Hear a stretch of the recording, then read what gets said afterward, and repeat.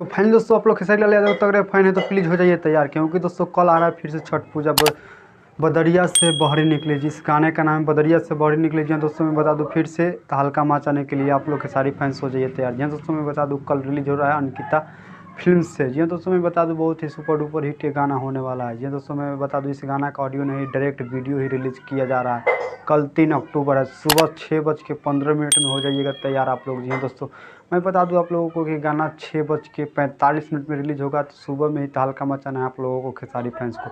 जी दोस्तों मैं बता दूं आप लोग खेसारी लाल यादव के तगड़े फैन है तो प्लीज़ इस वीडियो को लाइक कर दीजिएगा। जी दोस्तों मैं बता दूं आप लोग तहलका मचा दीजिएगा कल। तो दोस्तों मैं बता दूं आप लोग खेसारी लाल यादव के तगड़े फैन है तो प्लीज़ इस यूट्यूब चैनल को सब्सक्राइब कर लीजिए, क्योंकि मैं खेसारी लाल यादव से जुड़े अपडेट आप तक लेकर आता रहता हूँ।